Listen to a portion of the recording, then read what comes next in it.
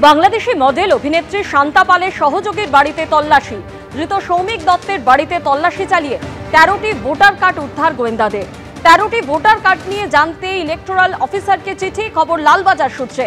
যাদের নামে ওই ভোটার কার্ড তৈরি হয়েছে তাদের মধ্যে কোনো বাংলাদেশি আছেন কিনা জানতে তদন্ত।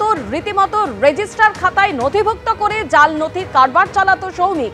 খবর গোয়েন্দা সূত্রে। বাড়ি ও দোকানে তল্লাশি চালিয়ে মিলেছে রেজিস্টার খাতা। খবর গোয়েন্দা সূত্রে। কোচবিহারে ফের আক্রান্ত বিজেপি। দিনহাটায় নাজিরহাট 2 নম্বর গ্রাম পঞ্চায়েত এলাকায় একাধিক বিজেপি নেতা কর্মীর বাড়িতে ভাঙচুর ও লুঠের অভিযোগ তৃণমূলের বিরুদ্ধে। অভিযোগ অস্বীকার শাসক দলের। শুভেন্দু অধিকারীর উস্কানিতেই এমন ঘটনা ঘটছে দাবি তৃণমূলের। হঠাৎ করে আসিয়ে একদম ঢুকে পড়লে পুরো ভাঙচুর, গালাগালি প্রচন্ড। হ্যাঁ, আগের বার কেস করছিস, তোকে বাড়িতে থাকতে দেবো না। আমরা পরে ওরা যেই বাড়িতে ঢুকছে আমি আর পিছন পাশে দিয়ে দৌড় মারছি। এগুলো আসছে মানে নেতৃত্ব তো মদন মোহন বর্মন দিছে। রাস্তার মধ্যে উনি দাঁড়িয়েছিল, উনি বাড়িতে ঢুকে নেই।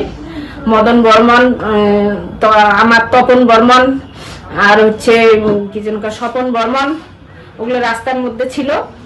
আর বাটাম বাহিনীর ভিতরে ঢুকছে। জ্যোতিময় ছিল, তারপরে রাজীব ছিল, পল্লব ছিল, নবিরুদ্দিন ছিল। ওরা টিএমসি, সব টিএমসি। তৃণমূল কোনো ভাঙচুরকে সমর্থন করে না, কিন্তু যেভাবে প্ররোচনার সৃষ্টি করে গিয়েছে শুভেন্দু অধিকারী, এটা অত্যন্ত দুর্ভাগ্যজনক। মানুষের মধ্যে একটা আনরেস্ট পরিস্থিতি তৈরি হয়েছে। যেভাবে তাদেরকে বাংলাদেশি রোহিঙ্গা বলে দাগিয়ে দেওয়া হচ্ছে, তাদেরকে জঙ্গি গোষ্ঠীর সঙ্গে তুলনা করা হচ্ছে, মানুষ অত্যন্ত উদ্বিগ্নতায় ভুগছে।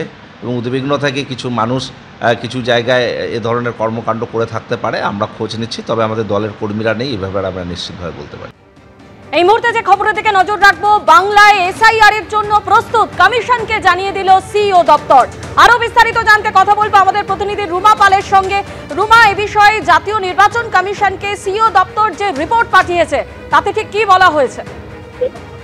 দেখো, জানিয়ে রাখি যে রাজ্যে এসআইআর এর প্রস্তুতি কোন পর্যায়ে রয়েছে তা জানতেই কিন্তু বুধবারই নির্বাচন কমিশন চিঠি পাঠিয়েছিল মুখ্য নির্বাচনী আধিকারিকের দপ্তরে।